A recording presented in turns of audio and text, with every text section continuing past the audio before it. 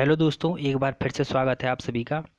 दोस्तों, आज की इस वीडियो में हम देखेंगे उत्तराखंड के कुछ महत्वपूर्ण क्वेश्चन जो आपके आने वाले एग्ज़ाम कनिष्ठ सहायक या यूके ट्रिपल एससी का कोई भी एग्ज़ाम हो दोस्तों, उसके लिए मोस्ट इम्पॉर्टेंट है। ठीक है दोस्तों, क्योंकि दोस्तों उत्तराखंड के पेपरों में 40 नंबर की उत्तराखंड पूछी जाती है, जो कि काफ़ी इम्पोर्टेंट है।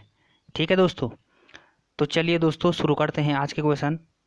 तो आज का पहला क्वेश्चन है दोस्तों, योजना आयोग की संतुष्टि पर भारत सरकार ने उत्तराखंड को विशेष राज्य का स्तर कब प्रदान किया।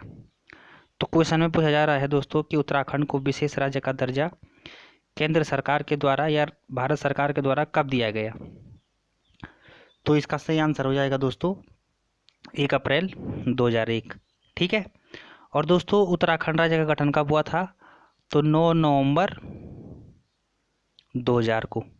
ठीक है, कब हुआ था, 9 नवंबर 2000 को। ठीक है दोस्तों, और जनवरी 2007 में दोस्तों उत्तराखंड का नाम क्या बदल कर क्या कर दिया गया था, उत्तराखंड कर दिया गया था, जो कि पहले क्या था, उत्तरांचल था। ठीक है दोस्तों, और दोस्तों उत्तराखंड भारत का 27वां राज्य बना था, और हिमालयी राज्यों के क्रम में पूछा जाए तो 11वां राज्य बना था। ठीक है, हिमालयी राज्यों के क्रम में कौन सा है, 11वां राज्य है, और भारत के गणतंत्र में 27वां राज्य बना था। ठीक है, इसके साथ साथ दोस्तों अगर उत्तराखंड की बात की जाए तो उत्तराखंड की राजधानी कहाँ है, देहरादून है। और अगर ग्रीष्मकालीन राजधानी पूछी जाए जो कि हाल ही में बनाई गई है, तो गैरसैंण। किसे बनाया गया है ग्रीष्मकालीन राजधानी, गैरसैंण को। ठीक है, और दोस्तों उत्तराखंड का अगर क्षेत्रफल की बात करें तो उत्तराखंड का क्षेत्रफल कितना है दोस्तों, 53,483 वर्ग किलोमीटर। ठीक है, और अगर जनघनत्व की बात करें तो उत्तराखंड का जनघनत्व कितना है दोस्तों, 189 वर्ग किलोमीटर। ठीक है, और इसके साथ साथ दोस्तों अगर उत्तराखंड के राज्यपाल की बात की जाए तो वर्तमान में राज्यपाल कौन है दोस्तों उत्तराखंड की, बेबी रानी मौर्य जी। ठीक है, कौन है उत्तराखंड की वर्तमान राज्यपाल, बेबी रानी मौर्य। ठीक है, और अगर ये पूछा जाए कि किस क्रम की है, तो 7वीं। ठीक है, किस क्रम की है, बेबी रानी मौर्य जी हमारे राज्य की राज्यपाल 7वीं। ठीक है, और ये कब इन्होंने अपना पद कब ग्रहण किया था दोस्तों, 26 अगस्त 2018। पूछा जा सकता है दोस्तों ये क्वेश्चन भी कि बेबी रानी मौर्य ने अपना पद कब ग्रहण किया था, तो 26 अगस्त 2018 को। ठीक है, ठीक है दोस्तों, और किस क्रम की राज्यपाल हैं हमारी, 7वीं। ठीक है, चलिए अब दूसरे क्वेश्चन की तरफ बढ़ते हैं। दूसरा क्वेश्चन है हमारा, सुमित्रा नंदन पंत को ज्ञानपीठ पुरस्कार से सम्मानित किया गया था। तो सुमित्रा नंदन पंत जी को ज्ञानपीठ पुरस्कार से किस वर्ष सम्मानित किया गया था दोस्तों, तो इसका सही आंसर हो जाएगा दोस्तों 1968 में। ठीक है, ये क्वेश्चन दोस्तों यूके ट्रिपल एससी के एग्जाम में 2-3 बार पूछा जा चुका है। ठीक है, अब दोस्तों यहाँ पे सुमित्रा नंदन पंत जी की बात करें तो इनका जन्म कब हुआ था दोस्तों, 20 मई 1900 को। ठीक है, और कहाँ हुआ था दोस्तों, कौसानी बागेश्वर में। कहाँ हुआ था, कौसानी बागेश्वर में। और इनका उपनाम क्या है दोस्तों, गोसाई दत्त। क्या है, गोसाई दत्त। ठीक है, तो क्वेश्चन बन सकता है दोस्तों कि सुमित्रा नंदन पंत जी का जन्म कब हुआ था, 20 मई 1900 को हुआ था। ठीक है, इनके बचपन का नाम क्या नाम था, गोसाई दत्त था। ठीक है, और कहाँ हुआ था इनका जन्म, तो कौसानी के बागेश्वर में। ठीक है, कौसानी बागेश्वर में। ठीक है दोस्तों, अब देखते हैं दोस्तों इनको क्या क्या पुरस्कार दिए गए हैं। तो सबसे पहले दोस्तों इनको 1960 में साहित्य अकादमी पुरस्कार दिया गया है। ठीक है, 1960 में कौन सा पुरस्कार दिया गया है, साहित्य अकादमी पुरस्कार। ठीक है, और किस रचना के लिए दिया गया है दोस्तों, कला और बूढ़ा चांद। किस रचना के लिए, कला और बूढ़ा चांद के लिए। ठीक है दोस्तों, और इसके बाद दोस्तों 1961 में इनको पद्म भूषण भी दिया गया है। ठीक है, क्या दिया गया है 1961 में पद्म भूषण, ठीक है। और 1960 में साहित्य अकादमी पुरस्कार किस रचना के लिए, कला और बूढ़ा चांद के लिए। और 1968 में ज्ञानपीठ पुरस्कार दिया गया है, ठीक है। और किस रचना के लिए दिया गया है दोस्तों, तो चिदम्बरा के लिए। किस रचना के लिए, चिदम्बरा के लिए, ठीक है। इसके साथ साथ दोस्तों 2014 में भारत सरकार ने इन पे डाक टिकट जारी किया। कब किया डाक टिकट, तो क्वेश्चन बन सकता है दोस्तों कि भारत सरकार ने सुमित्रा नंदन पंत जी पे कब डाक टिकट जारी किया, तो 2014 में, ठीक है। ठीक है दोस्तों। और इसके साथ साथ अगर इनकी अन्य रचनाओं की बात करें दोस्तों, तो इन सुमित्रा नंदन पंत जी की अन्य रचनाएं हैं दोस्तों गुंजन, ठीक है, गुंजन, ग्राम्य, ठीक है, युगांत, लोकायतन, वीणा, ठीक है, पल्लव, युगवाणी, कला और बूढ़ा चांद, चिदम्बरा, ये सब किनकी रचनाएं हैं दोस्तों, तो सुमित्रा नंदन पंत जी की है, ठीक है। चलिए अब नेक्स्ट क्वेश्चन की तरफ बढ़ते हैं। नेक्स्ट क्वेश्चन है दोस्तों हमारा, एबट माउंट किस जिले में स्थित है। तो एबट माउंट किस जिले में स्थित है दोस्तों, ऑप्शन है दोस्तों चमोली, रुद्रप्रयाग, चंपावत या पिथौरागढ़। तो किस जनपद में है दोस्तों, तो चंपावत में है, ठीक है। कहाँ है, चंपावत में। चंपावत में लोहाघाट से कुछ दूरी पे है, ठीक है दोस्तों, एबट माउंट, ठीक है। और दोस्तों चंपावत जिले की बात करें तो चंपावत जिले की स्थापना कब हुई थी दोस्तों, 1997 में। और रुद्रप्रयाग की भी कब हुई थी, 1997 में, ठीक है। और दोस्तों अगर चंपावत जनपद के कुछ मंदिरों की बात करें, यहाँ पे प्रसिद्ध मंदिरों की बात करते हैं दोस्तों, जैसे कि बालेश्वर मंदिर। बालेश्वर मंदिर कहाँ है, ये चंपावत में है, ठीक है। इसके साथ साथ पूर्णागिरी मंदिर, ये भी कहाँ है, चंपावत में है, ठीक है। इसके साथ साथ श्यामला ताल भी कहाँ है, यह भी चंपावत में है, ठीक है। इसके साथ साथ नागनाथ मंदिर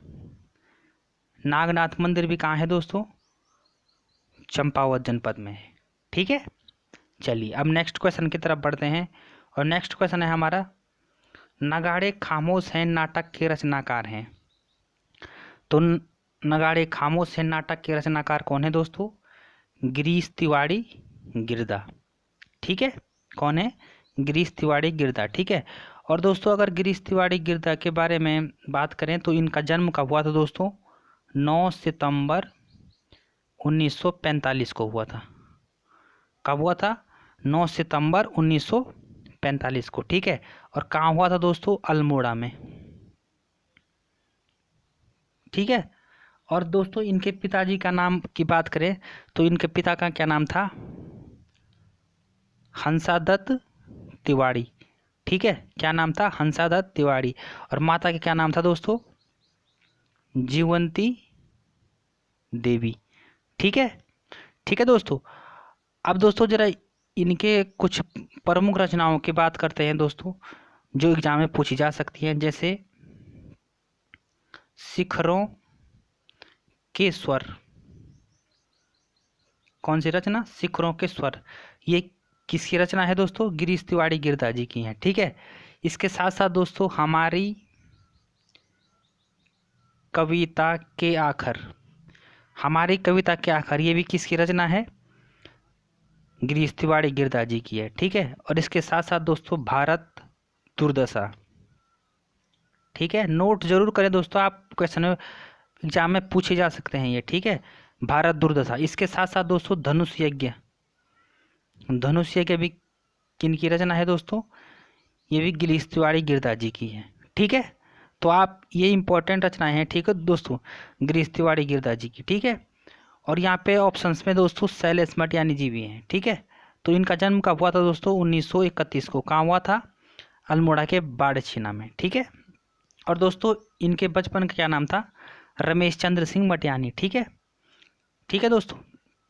और दोस्तों गोविंद बल्लभ पंत जी की बात करें तो इनका जन्म कब हुआ था? 1887 में, ठीक है। और सुमित्रानंदन पंत जी का मैंने बता दिया था दोस्तों 20 मई 1900 को, ठीक है। चलिए अब नेक्स्ट क्वेश्चन की तरफ बढ़ते हैं, और हमारा नेक्स्ट क्वेश्चन है दोस्तों, मुलिंगला दर्रा किन दो स्थानों को जोड़ता है? तो आपको बताना है दोस्तों मुलिंगला दर्रा किन दो स्थानों को जोड़ता है। तो इसका सही आंसर हो जाएगा दोस्तों उत्तरकाशी और तिब्बत, ठीक है। किस किस को जोड़ता है? उत्तरकाशी और तिब्बत को, ठीक है दोस्तों। और दोस्तों अगर पिथौरागढ़ और चमोली के दर्रों की बात करें तो बाराहोती दर्रा किन के बीच है दोस्तों? चमोली और पिथौरागढ़ के बीच में है, ठीक है। इसके साथ साथ दोस्तों चमोली और तिब्बत के दर्रों की बात करें तो माणा और नीति, ये किन के बीच है दोस्तों? चमोली और तिब्बत के बीच में है, ठीक है। और दोस्तों पिथौरागढ़ और तिब्बत के दर्रों की बात करें तो लिपुलेख इंपॉर्टेंट है दोस्तों। लिपुलेख कई बार एग्जाम पूछा जा चुका है। लिपुलेख दर्रा किन के बीच है दोस्तों? पिथौरागढ़ और तिब्बत के बीच में, ठीक है। इसके साथ साथ गुंजी दर्रा भी किन के बीच है? पिथौरागढ़ और तिब्बत के बीच में है, ठीक है। और दोस्तों अगर पिथौरागढ़ और बागेश्वर की बात की जाए, पिथौरागढ़ और बागेश्वर के बीच कौन सा दर्रा है दोस्तों? तो ट्रेल पास इंपॉर्टेंट दर्रा है दोस्तों, ठीक है। एग्जाम में पूछा जा चुका है कि ट्रेल पास दर्रा किन के बीच है? तो पिथौरागढ़ और बागेश्वर के बीच में है, ठीक है। चलिए अब नेक्स्ट क्वेश्चन की तरफ बढ़ते हैं, और नेक्स्ट क्वेश्चन है हमारा दोस्तों, आसन बैराज का निर्माण किया गया। तो आसन बैराज का निर्माण कब किया गया दोस्तों? 1967 में, ठीक है। और ये आसन बैराज है कहाँ दोस्तों? तो देहरादून जनपद में है। किस जनपद में है? देहरादून जनपद में है, ठीक है दोस्तों। चलिए अब नेक्स्ट क्वेश्चन की तरफ बढ़ते हैं, और नेक्स्ट क्वेश्चन है हमारा, जागेश्वर के मुख्य मंदिर के भीतर किस राजा की मूर्ति है? तो सबसे पहले तो दोस्तों हम जानते हैं कि जागेश्वर मंदिर है कहाँ। तो जागेश्वर मंदिर है दोस्तों अल्मोड़ा जनपद में। कहाँ है? अल्मोड़ा जनपद में, ठीक है। और अगर ये पूछा जाए कि किस नदी के किनारे है, तो जटागंगा के किनारे है। किस नदी के किनारे है? जटागंगा के किनारे है, ठीक है। और जागेश्वर के मुख्य मंदिर के भीतर किस राजा की मूर्ति है दोस्तों? दीपचंद की, ठीक है। और दीपचंद है कौन? तो ये चंद वंश के राजा हैं, ठीक है। और दोस्तों इसके साथ साथ एक फैक्ट और है कि पुराणों में जागेश्वर मंदिर को क्या कहा गया है दोस्तों? हाट केश्वर। तो पूछा जा सकता है दोस्तों कि हाट केश्वर मंदिर पुराणों में किसे कहा गया है? तो किसे कहा गया है दोस्तों? जागेश्वर मंदिर को, ठीक है।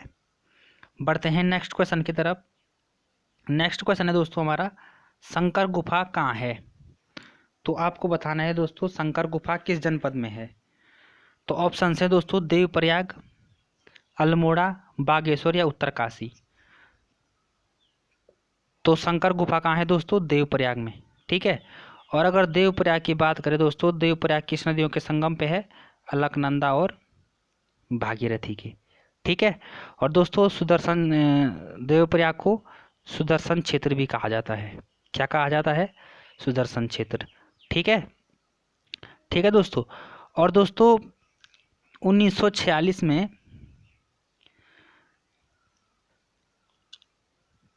चक्रधर जोशी जी के द्वारा नक्षत्र वृक्षशाला की स्थापना की गई थी देवप्रयाग में।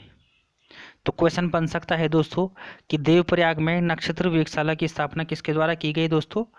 तो चक्रधर जोशी जी के द्वारा, ठीक है, ठीक है दोस्तों। तो क्वेश्चन बन सकता है दोस्तों कि 1946 में नक्षत्र वृक्षशाला किसके द्वारा स्थापित की गई? चक्रधर जोशी जी के द्वारा। यह क्वेश्चन ऐसा ही बन सकता है दोस्तों कि नक्षत्र वृक्षशाला की स्थापना देवप्रयाग में कब की गई? तो 1946 में की गई। और किसने की थी दोस्तों?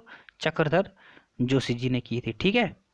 नेक्स्ट क्वेश्चन की तरफ बढ़ते हैं। नेक्स्ट क्वेश्चन है दोस्तों हमारा, मुचकुंद गुफा उत्तराखंड में कहाँ स्थित है?